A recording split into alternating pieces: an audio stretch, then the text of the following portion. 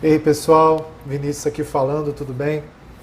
Está aqui mais uma vez para falar um pouco mais sobre HLA, sequenciamento de nova geração, mostrar algumas amostras aqui interessantes que eu tenho analisado aqui usando alguns softwares. Nós temos analisado, né? Hoje, mais do que nunca.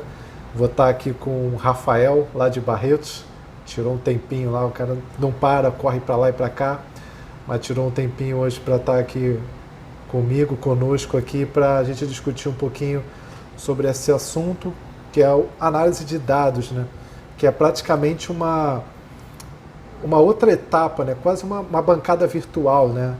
Uma etapa que requer muito cuidado, que requer uma expertise específica para que você não seja pego de surpresa com alguns dados e sem saber o que fazer, para que você tenha ali o feeling, né, o tato, a capacidade de lidar com as situações que são as mais diversas, né? Alelos novos, contaminação por procedimentos de bancada, contaminação por outros genes que têm sequências parecidas, que foram sequenciados ali ou por engano ou porque realmente fazem parte ali do kit. Então, todas essas são situações que a pessoa que analisa dados de sequenciamento de nova geração para HLA tem que se depara no seu cotidiano. Então, eu estou aqui com o Rafael, eu vou entrar aqui, ele está aqui no Skype comigo. Pode falar, Rafael, você já está aqui online. Tudo bem contigo aí? Tudo bem, Barretos? Tudo bem, Vinícius? Obrigado pela oportunidade, pela amizade, pela parceria. Em Barretos, por incrível que pareça, está bem frio. Fazia algum tempo que as temperaturas não ficavam tão amenas, né? 10 graus, 11 graus para a gente é quase, né, Sibéria, mas enfim. Obrigado pela chance de poder levar os nossos colegas da sociedade, não só aqui no Brasil, mas também fora do país, nas outras regiões, a nossa vivência, as nossas dificuldades, as nossas angústias, e, claro, todo o conhecimento que a gente adquiriu aí ao longo de mais ou menos uns 5 anos, para arredondar o time, e mostrar para os nossos colegas que, primeiro, todos têm o conhecimento que a análise de dados sempre foi um desafio, né? O desafio maior antes, no meu ponto de vista, era realmente fazer a reação funcionar.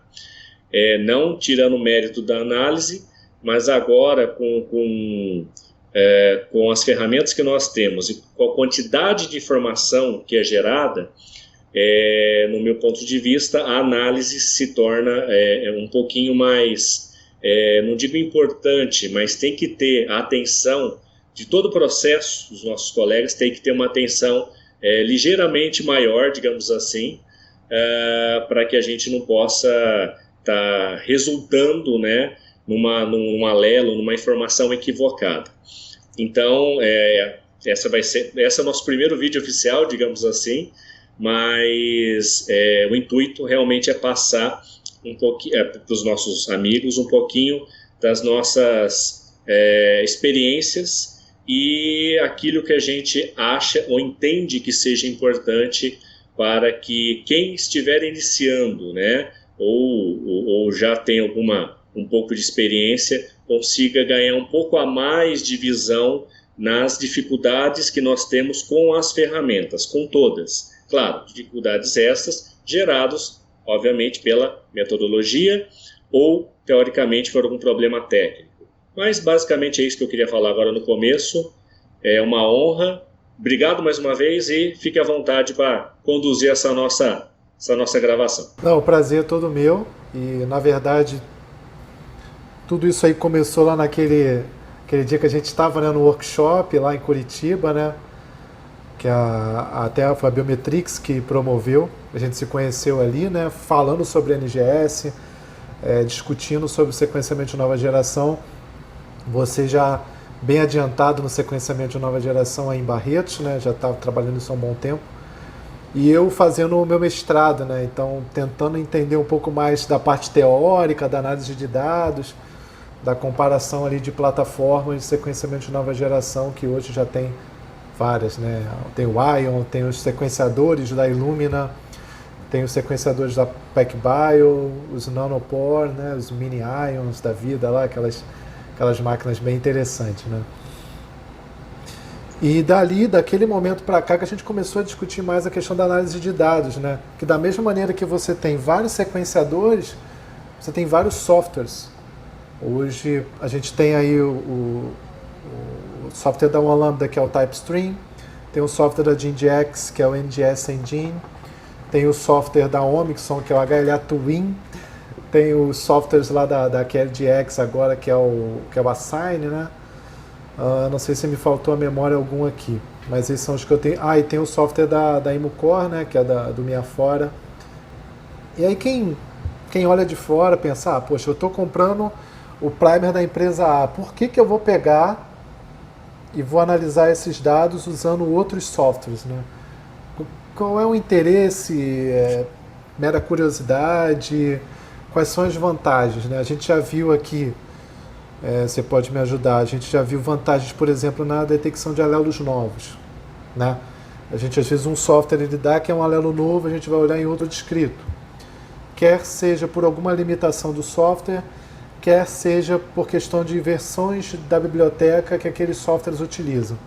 Às vezes o software está com uma versão desatualizada, você reanalisa aquele arquivo FASTQ num software novo, num software com uma versão mais nova da biblioteca do IMGT, e aí você vai verificar que aquele alelo já foi descrito. Quer seja pelos algoritmos, né? A gente sabe que tem softwares que utilizam algoritmos que são mais de alinhamentos, como o NGS Engine, tem outros que fazem o alinhamento de novo, que é a partir apenas das leituras, sem você ter uma sequência referência, como é o HLA Twin.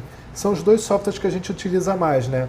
Hoje eu queria mostrar aqui, discutir contigo os últimos alelos novos que você sequenciou aí, que você manda para a gente discutir aqui no INCA também, né? E eu acabo reanalisando aqui. E eu queria mostrar esses dados em 3 softwares, né? A gente costuma trabalhar com 2, agora a gente está aumentando para 3, né? Porque é interessante você verificar isso e ver o que cada um fala, que na verdade pode parecer às vezes contraditório, mas na maioria das vezes é complementar. Um software está auxiliando o outro nas fraquezas que o outro possui. Justamente. Os pontos fortes de um software auxiliam os pontos fracos de outro software. E aí acaba que aquilo te complementa, principalmente quando você se depara com amostras que são amostras de desafio, né? Que tem ou alelos novos, contaminação, ou situações interessantes, né? Seja por SNPs, seja por inserções, deleções. Então, vamos aqui, você quer acrescentar alguma coisa na tua rotina? O que você faz aí? Deixa eu fazer só uma complementação. Uhum. Eu fui apresentado ao sequenciamento por Sanger, né? Então a gente usava, que acho que vocês usam ainda aí o Will-Type. Eu vi Sanger aqui, Bom, a passagem da biologia molecular, da análise, da hibridização para o Sanger, naquela época, isso há mais ou menos uns 7 anos atrás, realmente já foi um impacto. E a maior dúvida, acho que o maior receio, teoricamente, que eu tinha, né, era com relação à interpretação das informações, daquele grande leque de informações que estava sendo apresentado dessa passagem, que naquele momento já era algo, já trazia um impacto, né, no caso, para a gente aqui dos analistas aqui do hospital. Do SSO para o Sanger? Justamente. Uhum. Nesse momento, a gente já teve um impacto. Por quê? Então você tem um conjunto maior de informações e essas informações, como identificar o que realmente era verdadeiro daquilo que não era, né? Então, bom, Sanger, você trabalhando com 2 fitas, digamos assim, né? 2 cópias, né? Daquilo que você teoricamente montou a sua biblioteca, enfim, sequenciou. Então já foi um primeiro desafio. Uhum. Aí anos depois vem, né, o que é esse NGS, novo, né? Sequenciamento de nova geração. Então você vai ter dezenas de milhares de verdadeiras e, se você for pensar, uma quantidade maior de sequências não verdadeiras, as sequências que poderiam interferir na análise da informação. E o nosso primeiro contato realmente foi com o kit, né, com o software da Illumina. Antigamente a Illumina ela não só fornecia o kit, mas também fornecia o software. Isso foi em 2000, a gente está em 2020, foi mais ou menos em 2012, 2013 que a gente começou a rotina. Claro que os testes foram em 2011, o Sanger, se eu não estou muito enganado, começou em 2008, 2009, mas foram 2 anos de Sanger, depois já mudou para o NGS. E foi um outro ponto marcante, né, digamos assim, na história da minha história de análise. E aí tudo aquilo que eu estava confortável no Sanger, de repente eu falei, e agora? O que eu faço? Né? E isso Na hora que você olhou aquilo, você falou, e agora? Mudou tudo, agora tem Intron, agora tem um monte de Exon, tem UTR, esses negócios essas reads ficam emparelhando. Justamente. Nós estávamos bem confortáveis com o quê? Exon 2, Exon 3, Exon 4. Claro que tinha os complementos, a gente podia fazer alguma alteração, pegar um pouquinho mais da região, uma parte do Intron, estender um pouquinho mais a configuração do sequenciamento para pegar o Exon 5, enfim. E classe 2, Exon 2, Exon 3, e também manipular um pouquinho o sequenciamento, abrir um pouco mais a análise do software, mas assim, muito... A tipagem dava full, né? Não tinha ambiguidade, exatamente. Tinha pouquinho alelo. Justamente, eu ia chegar nesse ponto. Tranquilo, estava satisfeito, obviamente dava muito trabalho, porque de voltar para a bancada, para fazer os complementos, etc e tal, cada kit tinha a sua estratégia, aí vem esse tal de NGS. Primeiro software, TrueSight, eu pensei, né, sabendo, né, tendo conhecimento de SBT, vai ser tranquilo.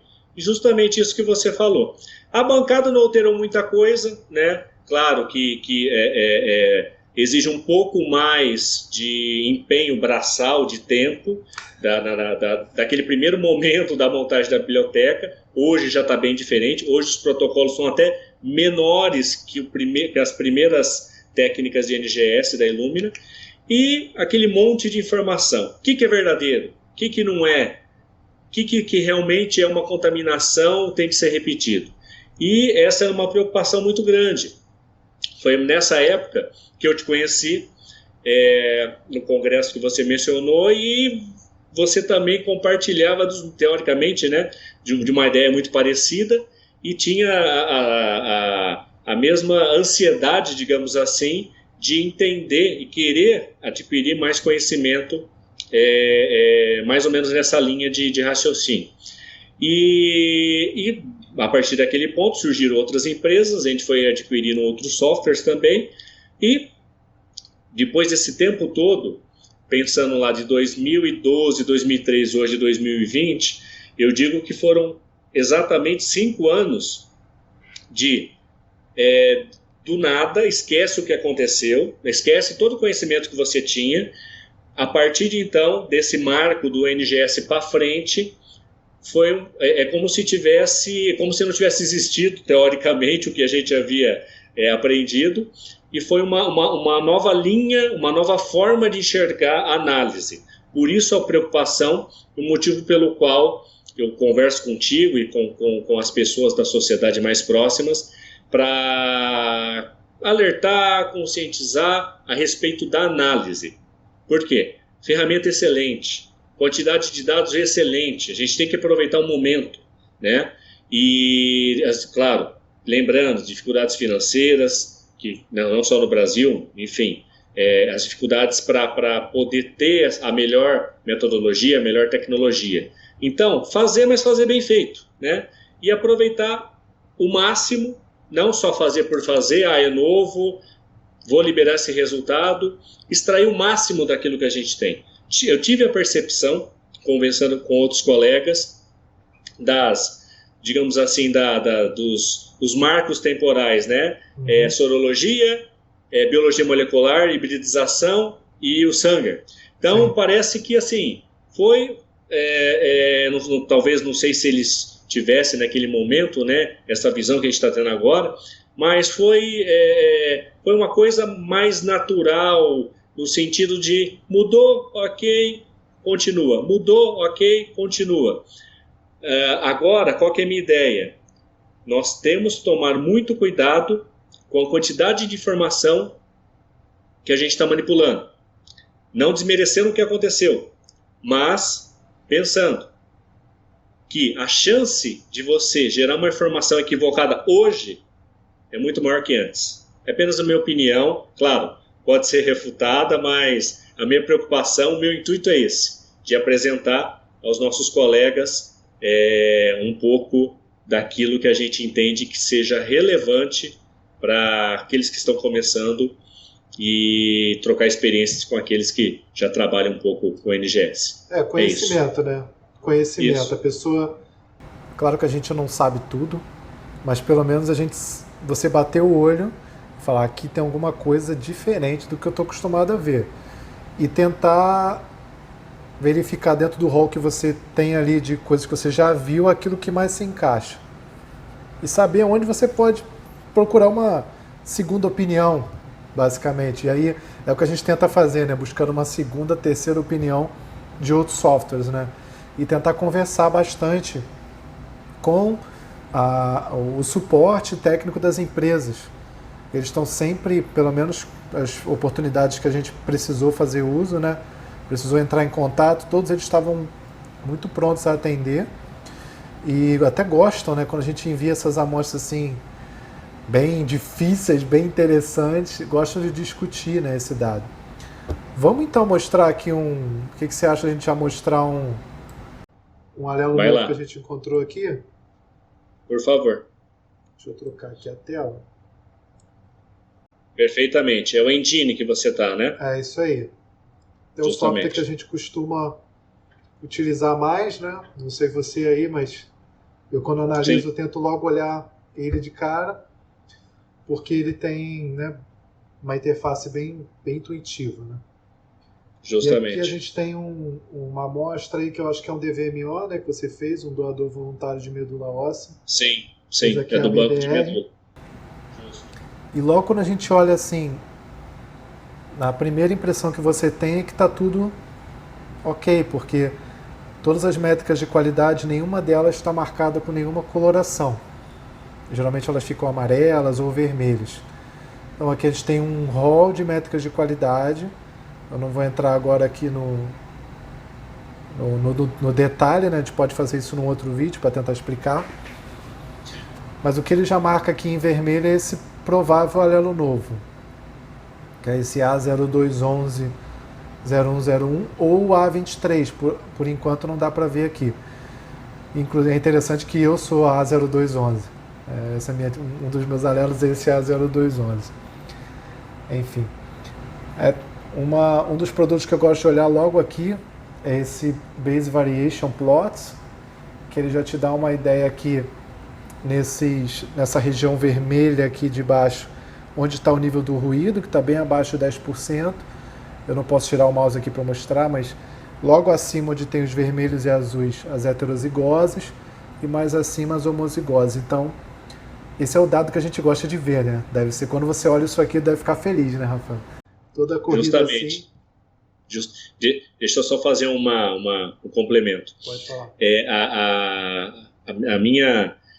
digamos assim, a minha preocupação que eu tinha era justamente enxergar o que nós estamos vendo nesse gráfico. Nem todos os softwares tinham essa informação antigamente.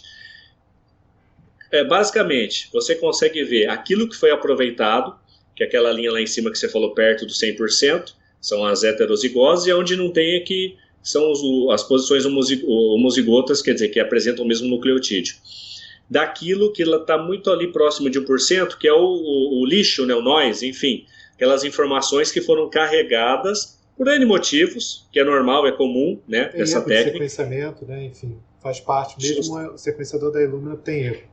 Justamente. Separar. Então, separar o que realmente é verdadeiro daquilo que não é. Você sabe muito bem que o Nanopore hoje, a gente está ansioso, né, para poder usar essa nova ferramenta, porém, um problema que eles não...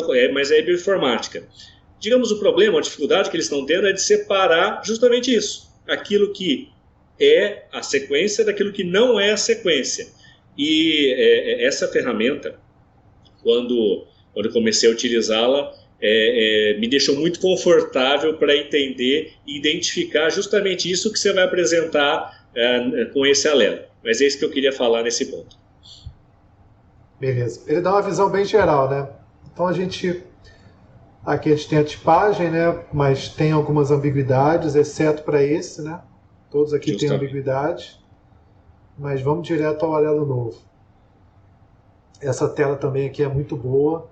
Esse gráfico aqui que mostra, né, as regiões genômicas do HLA-A. Em azul os UTRs, em amarelo os exons e essas linhas pretas os introns. Né? Aqui a gente tem uma ideia da cobertura relativa, não são valores absolutos, só para a gente ter uma ideia de onde a cobertura é mais baixa nas pontas. Sim. E onde ela é mais alta, por exemplo, deve ser aqui esse ponto. Né? A gente tem ali mais de 2.600 leituras, chamadas. Não sei se dá para você ver aí, né? Sim, leituras alinhadas. Se a gente quiser ver as leituras, a gente clica aqui. Esse botão aqui, no canto inferior direito, a gente consegue ver o alinhamento. Justamente. E logo, numa primeira visão, né, para quem já tem uma ideia bem básica do software, já dá para saber que você tem alguma coisa interessante nesse triângulo aqui azul. Justamente. A gente tem aqui o cursor, a gente clicando aqui na seta azul, a gente vai direto para a posição onde o software está apontando o provável alelo novo. Então a gente consegue ver aqui a sequência referência dos dois alelos e aqui o consenso que ele encontrou. Exato. Onde tem duas bases é porque tem uma heterozigose, obviamente. E aqui a gente vê esse G foi o que ele encontrou para o alelo de cima. E ele esperava encontrar o C. Aqui a gente consegue ver as leituras e o que eu gosto de fazer aqui, tirar essa separação e fazer aqui o sorting, né? A ordenação das leituras. Alinhamento, para a gente poder verificar principalmente a fase. Aqui ele está mostrando as citosinas, dá para ver aqui na penúltima linha aqui, base C. E a gente consegue ver que as citosinas estão em fase, na mesma leitura com as adeninas que estão aqui, né? Com as citosinas dessa posição, com as citosinas aqui. É mais ou menos o que ele mostra aqui, clicando com o botão direito, né? Justamente. A gente tem mais de 1000 leituras sustentando a fase que o software encontrou aqui para os dois alelos. Justamente. Só um adicional rapidinho, para quem está nos vendo. Essas linhas cinzas são, cada um é uma chamada, digamos assim, uma sequência que foi gerada pelo MySeq e o software, obviamente, fez o alinhamento. Então, cada uma dessas linhas cinzas é a representação, teoricamente, em fragmento, né, do alelo em análise. Cada uma dessas aqui é uma read, né, uma leitura que foi sequenciada. Justamente. E aqui, essas leituras que ele emparelhou aqui, que ele alinhou aqui, todas elas têm um A nessa posição, uma citosina, outra citosina aqui, e outras bases aqui, né, que ele não mostra que é uma homozigose, por exemplo. Aí as guaninas a gente vai encontrar aqui embaixo, bem como para o outro lado, né? É bom você olhar a fase para ambos os lados.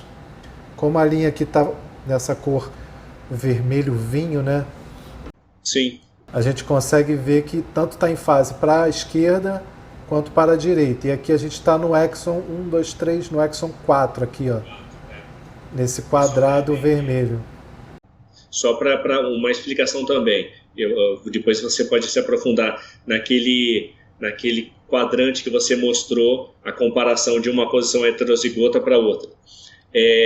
A fase ela é gerada olhando justamente as posições heterozigotas, e justamente esse quadrante, depois você explica melhor ele. Então, aquela posição que está em dúvida, ou simplesmente se você quiser analisar a posição que você está, o software ele olha a posição heterozigota antes, a posição heterozigota depois, e todas as outras reads, teoricamente, que poderiam corroborar para que aquela informação ou aquela cobertura seja verdadeira.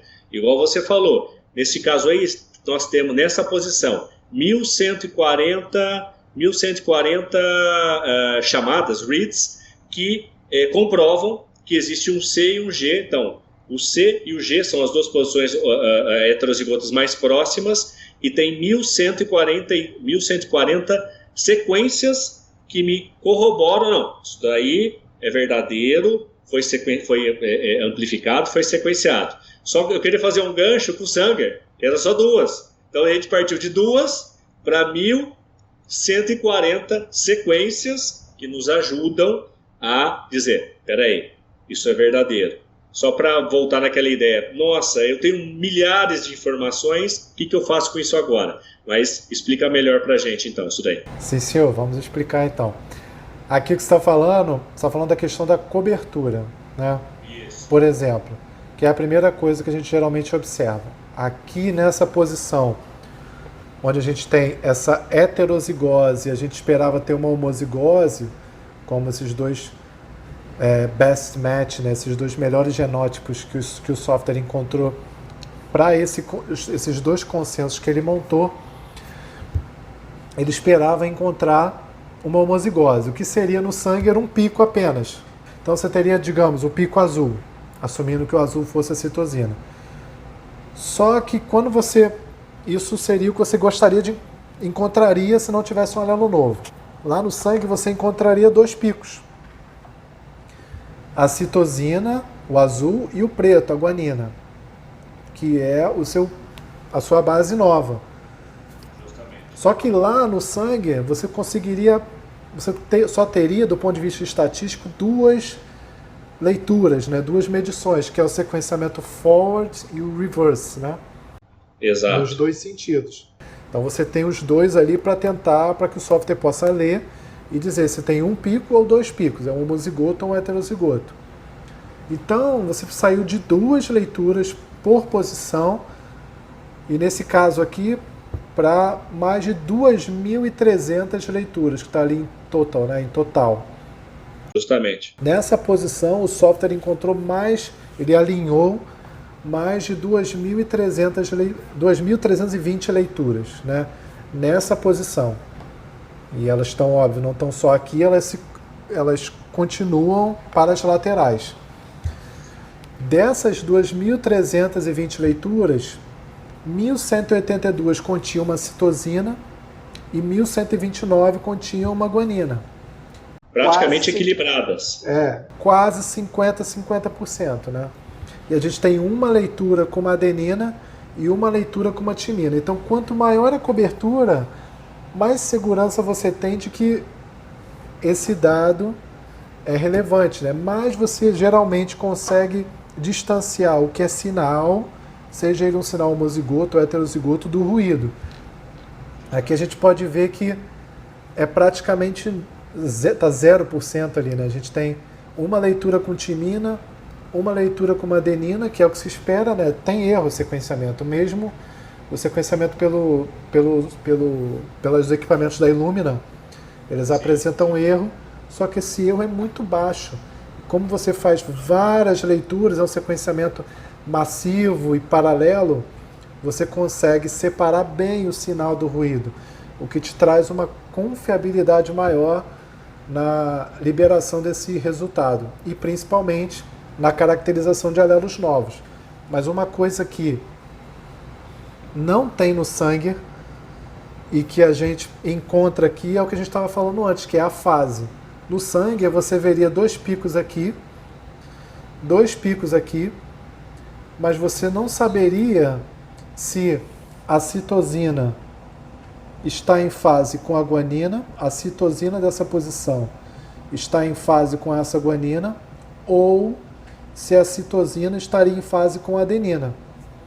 Então seria necessário sequenciar esse alelo novo separadamente, usar lá um primer, né, ou fazer clonagem para sequenciar esse alelo, os dois alelos em separado, para você ver a quem pertence aquela base nova. Com o NGS, você não precisa fazer isso, quando são posições em heterozigose próximas, quando você não tem quebra de fase. Por exemplo, como é o caso desse alelo. Vou fazer um zoom para ver toda a sequência. A gente vê que desde a primeira posição em heterozigose, que é aqui no exon, se ele vai dar o zoom aqui, na verdade aqui no intron 7, né, quase no exon 8, que é bem pequenininho, desde essa posição até essa próxima aqui que a gente vê aqui no 5' UTR, a gente vê que a linha vermelho escuro, né, ela é contínua, então não tem nenhuma quebra de fase. Óbvio que você não tem nenhuma leitura que começa aqui e termina aqui. Esse é um sequenciamento de leituras curtas, não é um PacBio ou nanopore. Mas o que o software faz é ele vai construindo a fase entre uma posição em heterozigose e a outra posição vizinha. Mais ou menos, fazendo uma analogia, eu tenho dois pequenos, aqueles brinquedos de bloco. Você pega um bloquinho, outro bloquinho, aí encaixa em cima do outro e vai. Então, por blocos, igual né, fazendo essa analogia, olhando essa imagem, então são pequenos bloquinhos, aí é o software que faz a mágica depois, o algoritmo, na verdade. Uhum. São esses bloquinhos que você tem aquelas posições, os pininhos, que às vezes é a mesma cor ou tem cores diferentes. Então, onde tem os bloquinhos de cor diferente, posição heterozigota, 2 nucleotídeos. E onde é que os bloquinhos têm a mesma cor, um único nucleotídeo. E só mais uma coisa que eu lembrei, não sei se você lembra no Sanger, quando tinha um alelo novo, às vezes aquele alelo novo, aquela curva normal, a fluorescência dela não era 50% igual à curva normal verdadeira daquele nucleotídeo. Aí você pensava, será que isso é verdadeiro? Será que não é? Porque dava para cortar. Não sei se você lembra, dava para cortar. Então, muitas vezes, eu acho que dependendo do locus e dependendo do alelo, eu acabei tirando essa informação, né? Eu estava me deparando com um alelo novo por causa dessa questão de será que é verdadeiro? Será que esse sinal é verdadeiro? Ou é um problema, né, metodológico? Então, muitas vezes, acabei eliminando isso. Por quê? Porque não era equilibrado, como a gente está vendo aí.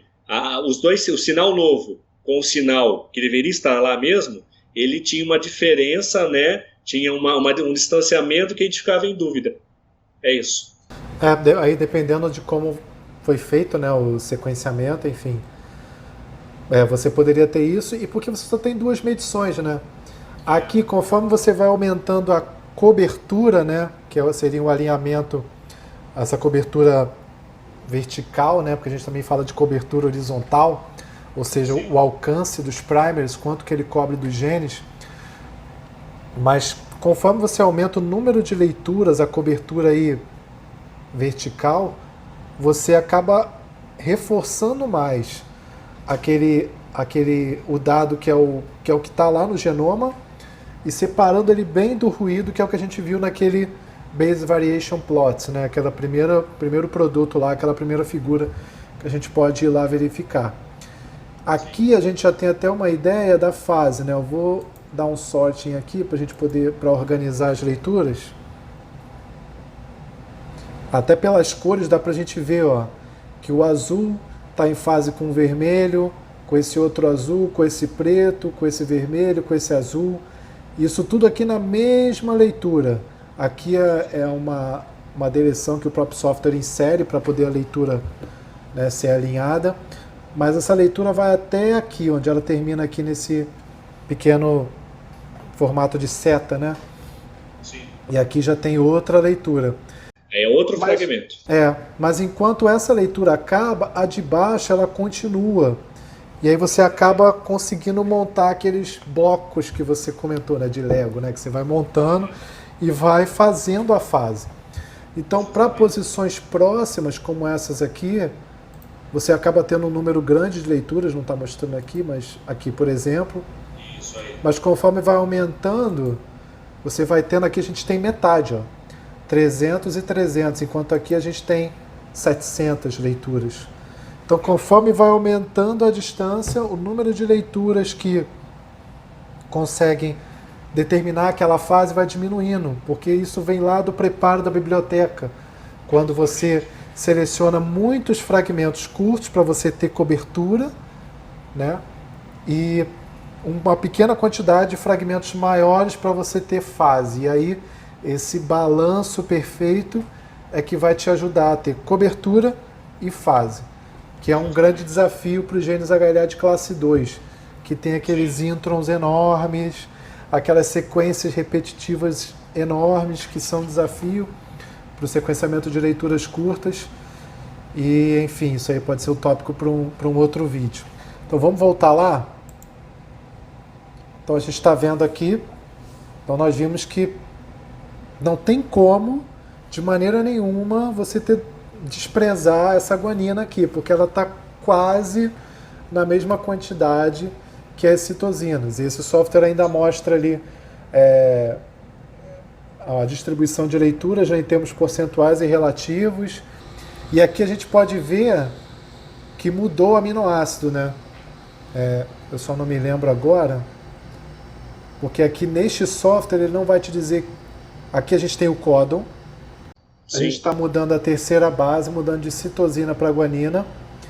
E aqui ele está mostrando os dois aminoácidos, que era para ser uma homozigose nessa posição, nesse exon 4. Mudou para uma heterozigose e mudou também o aminoácido. Sim. Aqui nesse software não dá para saber quem é o aminoácido D e quem é o aminoácido E. Mas como a gente vai mostrar isso no outro software, aí a gente vai observar lá qual aminoácido, de qual mudou, qual que era o esperado e qual que agora está sendo sequenciado, né? Qual que vai estar sendo sintetizado agora por esse alelo novo. Antes disso, a gente pode verificar aqui o ranking, né, de genótipos. A gente está observando aqui que o alelo mais próximo é o 0211. A gente poderia até verificar o 0211-02, porque tem aqui sequência extrapolada, né? Mas a gente vê que além desse mismatch numa sequência extrapolada, o 0211-02 teria também aqui uma segunda posição nessa posição aqui. Exon 2, né? Isso, Exon 2. No Exon 2, aqui no início do Exon 2. Então, precisaria ter uma citosina para ser um 0211-02. E aqui a gente tem uma adenina. Então, não parece ser esse alelo. Então, só para a gente verificar aquele Base Variation Plots, aqui para a gente ter uma ideia, é mais ou menos no Exon 4 aqui nessa posição. Então a gente vê aqui o X praticamente em cima, o azul em cima do vermelho, né? Mostrando que ali os alelos estão praticamente perfeito balanço, né? Eles foram amplificados de maneira igual, amplificados e sequenciados num balanço praticamente perfeito, 50-50%. Né? Então, ao longo de todo o gene, a gente tem umas pequenas regiões aqui onde isso foge um pouco, mas mesmo assim estaria 60-40. Justamente. Mas vamos lá, vamos verificar esse alelo em outro software. Pode ser, vamos lá. Costuma fazer, né? Bom, então, resumindo, nós identificamos e apresentamos um provável, né, 99,9% de chance de ser um alelo novo. Claro que para falar que é um alelo novo, tem toda a etapa de validação do MGT, de comprovação pelos órgãos internacionais, de falar realmente isso é um alelo novo.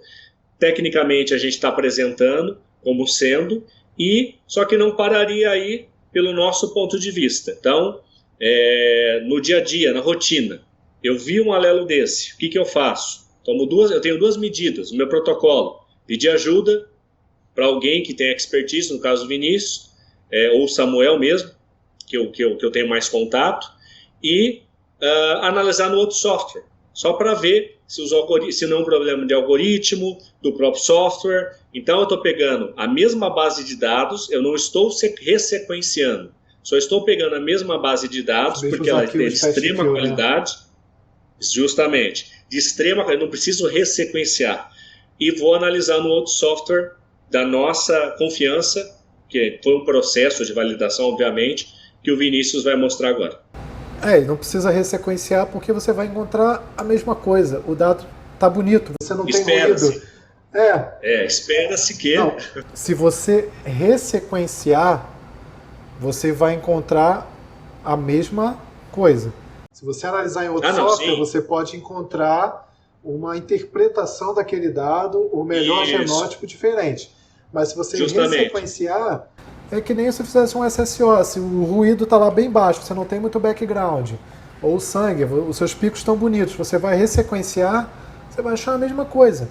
Se a tua informação está correta, se você não vê contaminação, né, se você não vê exclusão alélica por algum falso homozigoto ou desbalanço alélico muito grande, você vai encontrar a mesma coisa.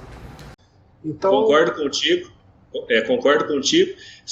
Só valeria a pena ressequenciar se fosse o classe 2 e o outro kit que você estivesse usando, aí não utilizaria o mesmo, tivesse uma cobertura maior, mas aí depende do caso, depende da circunstância. A gente faz isso, sim, para poder caracterizar melhor o gene, né? Para pegar outras regiões, como o DQ, por exemplo, né? Então, vamos lá no software. Oi? Vamos para o software, né? Isso. Então aqui eu reanalisei no HLA Twin. Então aqui, e agora ele está até com uma opção diferente, né, que é o Fast Mode, então está bem mais rápido, está bem melhor para analisar. Muito. Então, aqui foi o que a gente encontrou. Então ele escolheu como best match o mesmo alelo, né, o 0211, e esse flag aqui, essa marcação, já nos mostra que é um alelo novo, com uma posição nova em exon. Então essa é a maneira do software dizer, preste atenção, tem um alelo novo aqui, um provável alelo novo nessa amostra para esse gene. Exato. Aí aqui eu já vou direto para as métricas de qualidade, que as métricas de qualidade são os que ditam o caminho que você vai seguir. Com o NGS, o que mais você vai encontrar são alelos diferentes. A02-168, B15 não sei o que lá, DQ05-240. A gente vai encontrar um monte desses alelos com essa numeração enorme. Então o seu guia tem que ser as métricas de qualidade. Se elas estão ok, e de preferência você tem um outro software para reanalisar aquele dado, você pode ficar tranquilo para liberar, porque é o que mais você vai encontrar. Então no outro software, a gente tinha um conjunto grande de métricas de qualidade, a gente nem abordou todas, a gente pode, no outro encontro, conversar um pouco sobre isso. E aqui a gente tem um outro rol de métricas de qualidade. Lembrando que essa amostra foi sequenciada usando os primers da GenDx. Correto. O NGS Go é o nome do kit, né? A gente fez aí, o Rafael fez para... Ele pode falar melhor. Ele fez para esses 3 genes, A, B e DRB1. Mas mesmo assim, a gente reanalisando esse FastQ num software que está calibrado, né, para um outro kit, que é o kit da Omixon, como esse aqui, que é o Holotype. Então eu estou analisando no HLA Twin. A gente vê que ele não dá...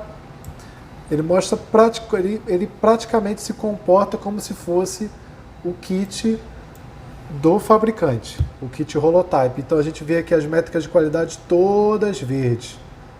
A única que está aqui verde e amarela, parece um brasileiro, né? É a contagem de posições novas. Então ele está usando aqui 1, certo?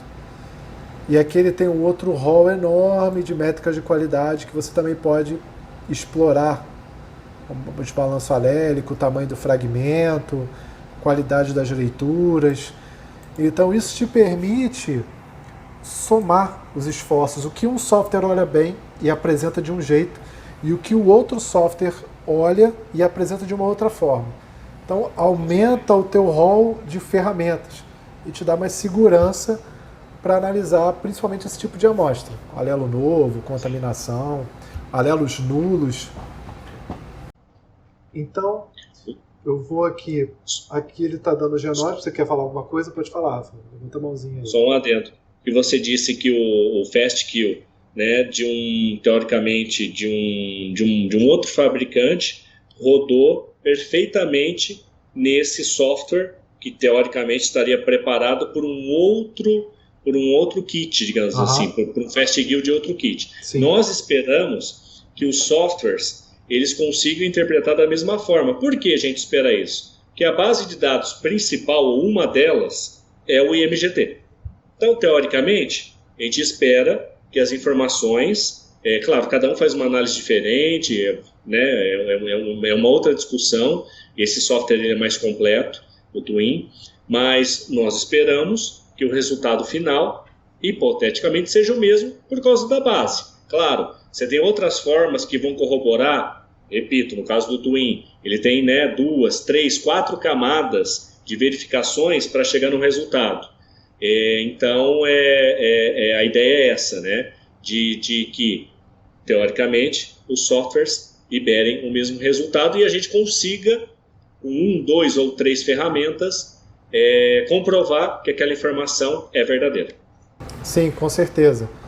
Principalmente para essas amostras que a gente encontra um resultado interessante, né?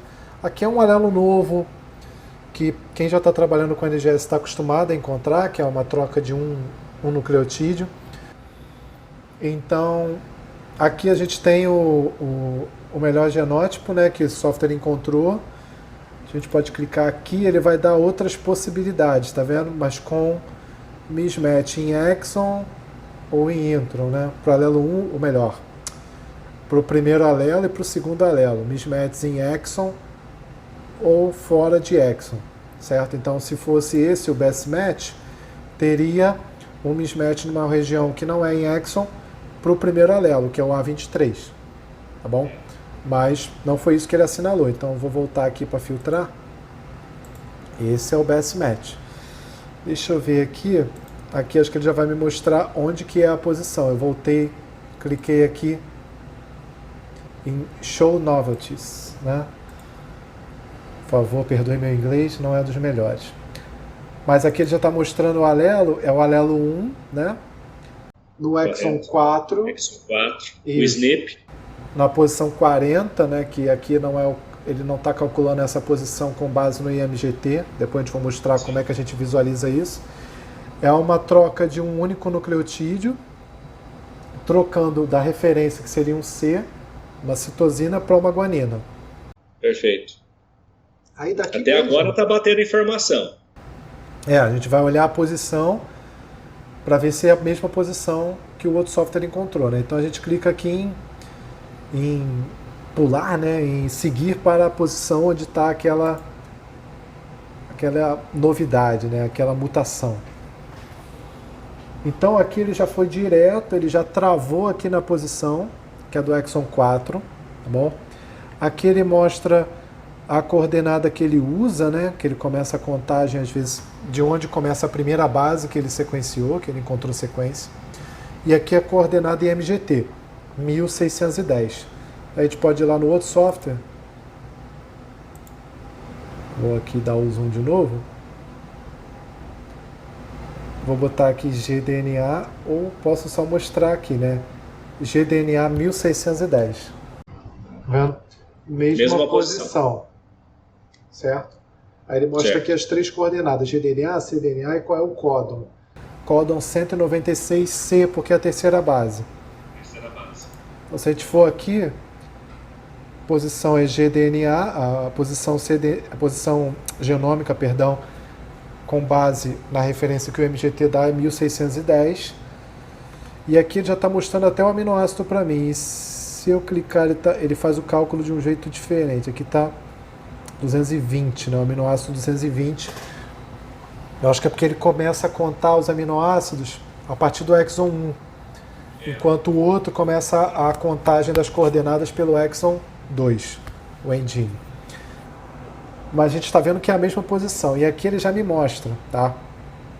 Aqui, deixa eu dar um zoom primeiro de toda a sequência. Aqui ele está mostrando não os dois alelos, ele está mostrando apenas um alelo, que é o alelo novo, que é o A02.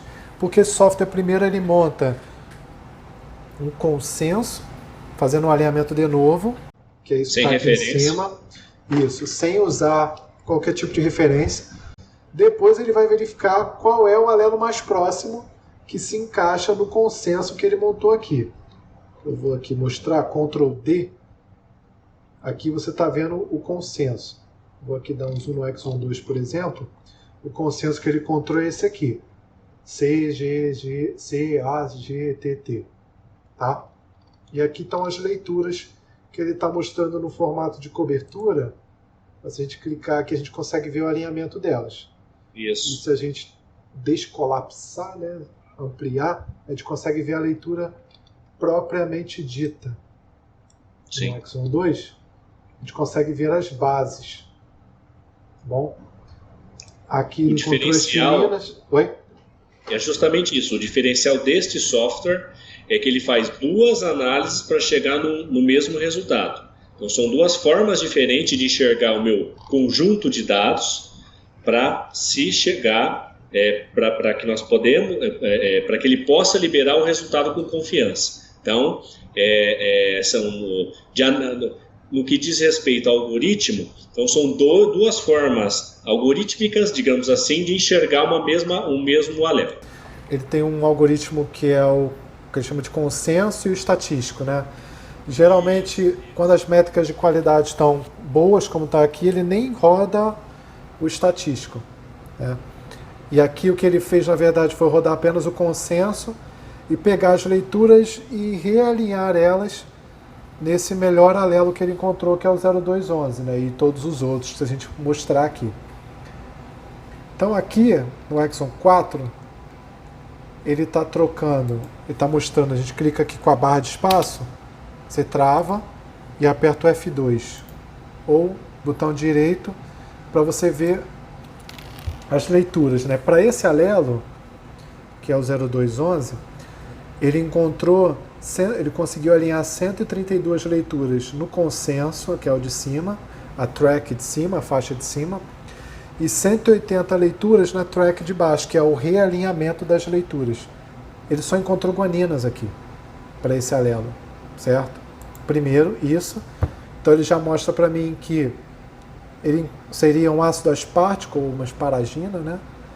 E mudando para ácido glutâmico ou glutamina, como está aqui embaixo. Bom, então o alelo novo tem uma glutamina nesse códon, enquanto que o alelo mais próximo teria um ácido aspartico ou asparagina, né? Pode falar. Nesse caso mudou o aminoácido, né? Mas teoricamente às vezes não muda. E esse daqui na terceira posição do códon. Geralmente não muda. Isso. Nesse caso mudou. Né? Esse é o ponto. Nesse caso mudou. Além disso, o que a gente olha aqui é se está em fase. E todo o alelo está em fase. Esse alelo está completamente em fase. Esse consenso que ele conseguiu construir. A gente olhando aqui nessa linha verde. Certo? Aqui se a gente quiser ver o outro alelo, ou ver os dois alelos juntos, a gente vai ver 4 tracks, né? Então os dois consensos, um para cada alelo, e os dois alelos, os realinhamentos das leituras que ele montou para os alelos mais próximos, certo? Então esse é o segundo software. Então a gente viu que os dois softwares estão dizendo que é um alelo novo. Mas eu também analisei no terceiro software. Aqui o Rafael que vai guiar a gente, porque você tem mais experiência nesse software aqui, Rafael.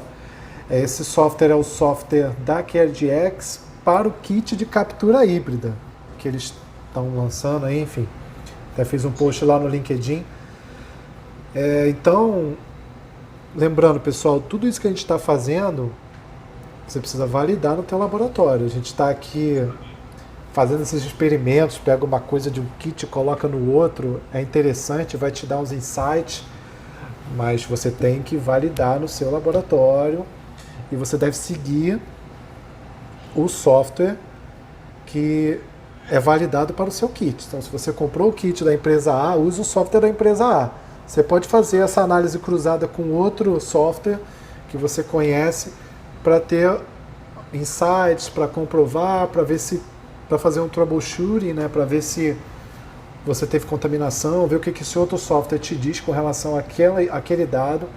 Porque tem software que mostra as coisas e tem software que maquia algumas debilidades do kit que ele tem. A gente já viu isso. Então, você analisando em outros softwares, você vai encontrar outras coisas. Mas também vai ter limitações, como a região de alinhamento dos primers. Você pode ver mismatch na região onde os primers anelam, e isso só está previsto no software original daquele kit. E o outro software ele vai enxergar o arquivo que você importar como se fosse do kit dele, não do kit de outro fabricante. Então você tem que ter um olhar crítico quanto a isso. Então, Rafael, essa amostra 375806, como é que a gente faz aqui para analisar ela? Então, o que você me diz aqui? Bom, esse é o AlloSeq, é o nome dele hoje, né? AlloSeq é o kit, mas eu não lembro agora o nome do software. Deixa eu ver aqui. Perdão. AlloSeq é Assign também, permanece Assign. Isso. Antigamente ele era chamado TrueSight, Assign. Porque TrueSight era o nome do kit, né? Isso, é o nome do kit, Assign. Enfim, esse foi o primeiro software que nós utilizamos, que nós aqui em Barretos utilizamos para analisar os dados do NGS. Então, a minha primeira experiência com o NGS foi justamente nesse site, nesse software. Sim, nesse layout. Esse software, ele teve algumas melhorias hoje. A equipe da CareDx antes Illumina, depois foi vendido, passado, enfim. Digamos assim, hoje quem oferece o kit e o software é a CareDx, mas no começo foi lá a Illumina, a equipe da Illumina. São Francisco, se eu não me engano, né, Vinícius? Antigamente, o da Illumina. Não entendi. Onde que é? Isso. Acho que sim, acho que é São Francisco também. Né? É isso, né? Enfim, detalhes. Esse software, passando do U-Type para o TrueSight na época, né? Foi ele que já me deu o primeiro impacto, falou, o que eu faço agora, como que a gente vai analisar. Essa primeira tela que a gente está vendo, olhando de frente para o computador, como vocês estão vendo, à esquerda a gente vê todas as nossas amostras. Ali tem uma casela, um quadrado branco, depois são três caselas amarelas e a verde. Isso daí diz respeito muito a quem fez a análise, quais foram as etapas que você está de análise naquele locus ou naquela amostra, enfim, depois a gente vai ver a hora que abrir.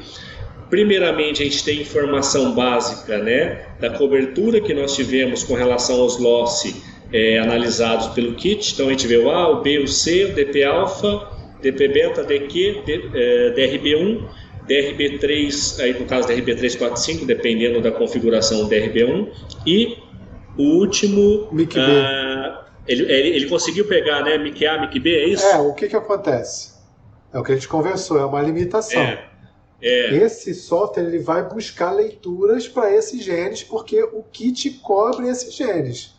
Sim. Então ele vai falar, não, tem que ter alguma coisa aqui, senão tem alguma coisa errada. Tanto que ele está até vermelho, porque não tem nada, né? Ele filtrou alguma coisa aqui, enfim, mas não tem leituras para esses genes. Não foi amplificado, não foi sequenciado. Isso aqui é de outro kit, é do kit da GeneDx, que não cobre esses genes aqui, né? Nesse produto que você sequenciou aí em Barretos, né? Essa amostra, que é o que a gente está olhando, como a gente viu nos outros softwares, a gente tem leitura para A, B e DRB1. Aí ele tenta encontrar alguma coisa aqui em DQ, mas ele não se tem. perde um pouquinho, fica perdido. Mas a gente está olhando não para buscar isso como resultado da rotina. Eu vou pegar minha rotina e vou liberar tudo aqui, pegando de um software, de um kit, de outro fabricante para esse aqui. Não, a gente está querendo olhar aqui o alelo novo. Exato. Que é o nosso caso. Continuando, aquele quadrado ali em cima onde tem o accept vermelho e o sign off em verde. Esse daí também é uma outra ferramenta que você consegue navegar na hora que estiver com a sequência aberta, é uma outra tela que o Vinícius vai mostrar. Consegue habilitar ou desabilitar nucleotídeo, passar para um locus acima ou abaixo, olhar a cobertura, enfim, não é o caso, não é o caso, mas é só para a gente se posicionar. Vai, Vinícius, por gentileza, à direita tem um quadradinho azul ali, ó, e clica aí, faz favor. Essa segunda tela que está mostrando aí no caso a parte, isso é uma coisa nova que, se não me engano, não tinha no anterior. Eu acho que é referência sorológica, né? É isso. Tem algumas questões de sorologia e do SNP de DPB1. Justo. Clica mais uma vez, por favor, lá na seta. São as métricas de qualidade, né? Justamente. É o Keyscore 30, que é uma das métricas que esse software usa para que você consiga identificar a qualidade da informação que você está analisando. Então, na maioria das vezes, vai ficar muito próximo de 100%. Né? Mas, teoricamente, olhando A, B e DR, DRB1, então o ideal acima de 75, obviamente, mas na rotina, né? Um dado de qualidade, numa rotina de várias amostras, fica, né, de 90% a 100% boas amostras, digamos assim. Aperta de novo, acho que ele volta. Exatamente. Nessa tela a gente está vendo a cobertura, o número de sequências de reads, de amplificados, sequenciados, que foram utilizados por esse software nesta análise para chegar no resultado, que a gente vai ver. Então, lembrando, a ABDR. Vamos lá no alelo novo? Vai lá. Então, quando ele mostra esse pontilhado aqui, ele está querendo dizer o que, Rafael, para gente? Que ele não conseguiu, primeiro, uma atenção, né, para você ver que ele não conseguiu chegar no consenso, pelo menos nessa tela, né, com essas informações, para os dois resultados.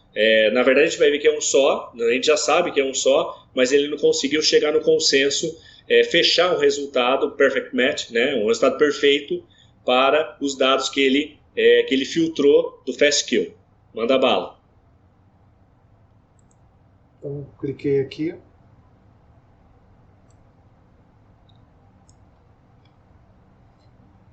Bom, essa tela a gente já consegue ver aquele cinza embaixo, um pouquinho mais escuro, seria a minha cobertura. Depois, se o Vinícius puder rodar do começo do 5 linha TR até o 3 linha, você vai ver que essa linha, essa parte cinza, ela vai... Pode indo, isso, para a esquerda. Tá vendo? Elas dali para frente, onde foram utilizados, tem uma pequena variação daquilo onde teve uma maior cobertura, uma menor cobertura. Volta lá para o Exxon 4, por gentileza. Isso aí. Nessa tela a gente consegue ver esses quadradinhos coloridos, seriam os nucleotídeos, né, as chamadas dos nucleotídeos. Uhum. Ali embaixo, isso, é onde tem as nossas chamadas de interferência, aquilo que é lixo. Pensa que é lixo. Tem um threshold, que são esses risquinhos vermelhos, quer dizer que dali para baixo, isso é o software que me fala, dali para baixo o software me diz a forma dele analisar e enxergar os dados, dali para baixo você tem certeza que é lixo. E dali para cima, a gente tem que ter uma atenção maior. E um pouquinho mais para cima, saindo dessa zona cinza, é o quadrante que a gente vai enxergar o que realmente está acontecendo. Então tem aí o que nós sequenciamos, e acima ele vai pontuar o que foi encontrado, exatamente citosina e timina. Na verdade, é isso, né? É isso, né, Vinícius? Você consegue ver? Está um pouquinho difícil de ver aqui para mim. Aqui é o Y, ele está colocando aqui Y, que deve ser o CT, né? Isso. Exatamente. O CI tem o que foi encontrado, e lá em cima, onde é amarelo, é a nossa referência do IMGT, na linha amarela. Aqui em cima? Isso. Deixa eu ver. Não, aqui também é o Exxon, o que ele encontrou. Tá. É que está um pouquinho pequeno para mim, isso mesmo. Aqui, isso mesmo. O que está acontecendo? Se eu não me engano, ele não tem sequência... Vamos no Exxon 2. Vai lá. Aqui, ó. Aqui isso. É uma de um alelo. Isso. Aqui deve ser o alelo 1. Aí ele separa. E aqui o alelo 2. Exato. A gente estava no exon 4, por quê? Se a gente observar aqui, ele só tem bases aqui, ele só tem sequência referência para o A23. Justamente, é isso. O A021103, que foi o que ele encontrou aqui como mais próximo, ele não tem sequência referência em boa parte do gene, que ele está mostrando aqui em laranja. Verdade, ele só é isso tem mesmo. sequência referência provavelmente aqui no exon 2 e 3. No exon 3 também tem aqui, ó. Justamente. Que é o que está aqui em amarelo, o exon 3. Tá? Isso é verdade. Como a gente estava olhando no exon 4, e aí como é que a gente faz, Rafael, para ver? Porque aqui ele está mostrando, a gente sabe que é um alelo provável alelo novo, porque o melhor genótipo que ele encontrou aqui está com um mismatch no exon que ele chama de core, que é o exon chave, né? Que deve ser o exon 2 e 3. Como é que a gente vai para essa posição aqui, Rafael? Tu falou que tem que clicar ali em cima, né? Sim, você seleciona, como está selecionado em azul, vai naquela ferramenta ali em cima que é nessa caixa, clica e clica nessa informação. Ele vai direto à posição onde há dúvida. Na verdade, essa é justamente isso que causou um pouquinho de confusão. Essa é a última posição, tá vendo? Que ele tem as duas referências dos dois resultados, tá vendo? As duas linhas brancas. Dali para frente, isso. Perde a referência porque não se tem, né, no IMGT essa informação. E aí... Fala. Pode falar. Pode Quem falar. reportou esse alelo 021103 para o IMGT só reportou os exons 2 e 3, que é o obrigatório, né? Você tem que reportar no mínimo isso. E para a classe 2 somente pelo menos o exon 2. Sim. Então, ele acabou escolhendo como alelo mais próximo o A021103. E os outros softwares, o 021101, tanto aqui quanto aqui, tá? Justamente. E aí ele está dizendo que nessa posição ele só encontrou leituras com guanina e ele esperava para esse alelo as timinas. Ele esperava encontrar timinas, aqui é a track de referência, e aqui é o que ele encontrou, o consenso dos dois alelos. Ele só encontrou guaninas. E ele esperava ter uma heterozigose aqui. As guaninas seriam do A23 e a timina seria do A021103. Você fala, mas poxa, por que ele chamou esse alelo? Então ele está dizendo que é um alelo novo. Sim. Por que ele chamou esse alelo e não chamou o 021101, né? Não encontrou ele. Tá? Se a gente for Mas qual que era a posição? Desculpe, qual que era a posição dos outros softwares? Que exon que era? Era no exon 4, né? Que aqui nesse caso não é sequenciado. Isso. Mas ele poderia também ter chamado 021101. Talvez uma questão do próprio algoritmo mesmo. E se a gente olhar, vamos colocar aqui o 021103, que é o que ele encontrou, tá? Eu só digitei aqui. A gente vai ver que o mismatch é na mesma posição, no exon 3. No exon 3. Ele esperava ter uma heterozigose e encontrou só uma homozigose, né? Ele esperava ter uma timina e só encontrou guaninas aqui. Justamente. É a mesma coisa, já posso adiantar, para o outro. Eu posso adicionar aqui.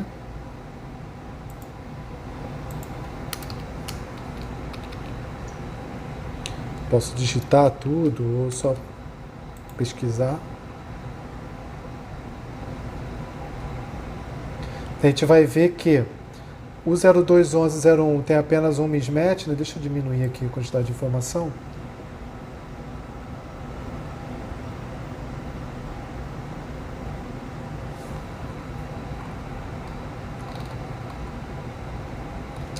Para o 021103, ele encontrou, então aqui a nossa referência, né, o que ele encontrou, alinhando as sequências. Aqui é o que ele encontrou para o 021101 e aqui para o 021103. Então, o 021101 não tem mismatch aqui com o que ele sequenciou, com o que foi sequenciado. Mas o 021103 tem, e é a mesma coisa. seria uma troca de timina para guanina. Exato. Enquanto que para o 021101 o mismatch está no exon 4, que é uma troca de citosina para guanina, como a gente viu no início do vídeo. Então é uma questão de qual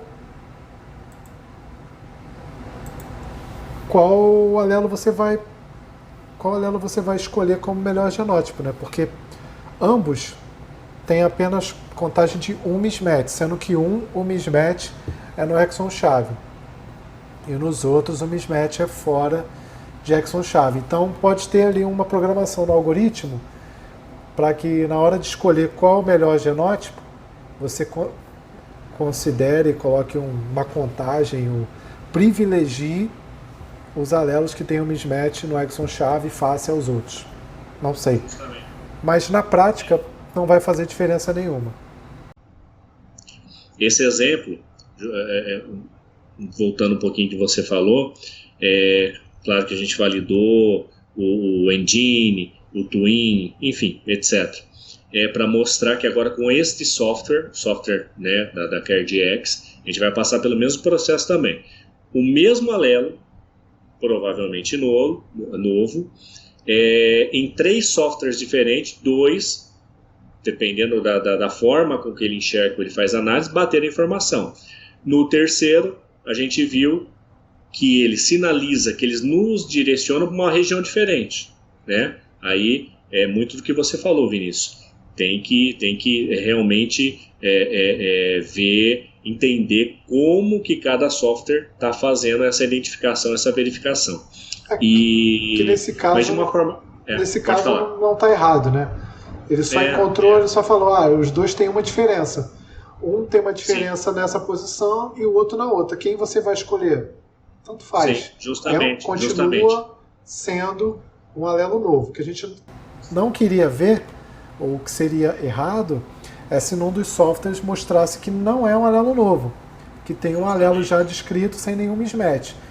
É isso que a gente procura quando faz análise usando outros softwares. Verificar se houve algum problema na montagem ou na escolha, na seleção do melhor genótipo para aquele dado de sequenciamento. Vamos só usar mais uma ferramenta rapidinho nesse software aí. Vai ali em Show. Deixa eu voltar então para ele. Esse mesmo, do CareDx. Fala. Vai em Show, isso. Põe referência. Coloca ali na caixa, aí na caixa branca. Isso, digita o alelo que os outros que encontraram primeiro. Digita ele aí. É isso que eu não sabia fazer. Eu vi até num vídeo recente, num tutorial. Tem que botar o A também? Tem, pode pôr. Aqui. Vamos ver o que ele fala aqui. Pronto. Aí, clica. Fala. Certo. Clica na caixa ali. Bom, isso a gente não combinou, tá vendo? Isso aí. São duas, tá vendo? Clica lá. Deixa eu ver se ele vai na mesma posição. Ele vai no Exon 3. Clica de novo lá na caixa, vê aquela outra posição. Não, na caixa lá em cima que você tá. Fala. Oi? Isso. Pode falar. Aqui... isso mostra. Ele continua no Exon 3. Não, era a minha única dúvida. A gente não combinou nada, queria saber como que seria o comportamento dele, entendeu? Ele continua no Exon 3, olhando a posição 3. Porque ele respeita, o software não está extrapolando a informação e ele respeita até onde tem a sequência. Então ele respeitando a sequência, ele respeitou onde tem a sequência de referência, e mostrou a diferença no Exon 3. O que ele está mostrando é o que era para ser. A seta onde está, para o 02110101, aí você à esquerda tem toda a sequência que ele deveria ser, que era o C. Mas não, no cinza, o cinza é o que foi sequenciado, que é o S. Encontrou o C mais o G, entendeu? Eu entendi, mas o G pode ser do outro alelo, né? Eu quero ver... Sim. Aqui não está mostrando muito bem. Eu consigo alinhar outro alelo aqui? Aí você põe vírgula. Põe ele, vírgula e o outro. Vamos botar o outro aqui. É o 23, isso. Põe a vírgula, espaço, e aí? Ah, agora está explicado, né? Entendeu? Ele esperava uma homozigosia. É isso que agora ele está mostrando aqui o que a gente viu no outro software. Exatamente. Então, como ele já estava mostrando antes na outra tela, mas para o 021103. Então agora ele está mostrando aqui para a gente o quê? Os dois alelos que a gente encontrou no outro software. Isso. E aqui, o detalhe é que aqui a gente está usando a biblioteca 3.39, que é uma biblioteca já à frente, então já ajuda. Vai que da 3.38 para 3.39, alguém já reportou esse A02 novo. A gente ia reportar à toa. Então já dá para ver que o IMGT já está na 3.40, na verdade. Mas já dá para a gente ter uma ideia de que na 3.39, quando eles fecharam, ninguém tinha encontrado uma sequência como essa aqui. Então parece que é um alelo novo mesmo. Sim. Ainda não reportado. Então, o que ele encontrou aqui, só para fechar, você falar, para ser um par A0211 desse subtipo e A2301, nessa posição do exon 4 teria que ser homozigoto para citosina. E ele tem o que? Um S. O S que aqui é igual a um C mais G. Sim. E como a gente viu lá, essa guanina é do A02, é o que ele mostrou lá na outra tela. Justamente. Bom, para resumir, 3 softwares, 2 softwares tem a sua forma mais ou menos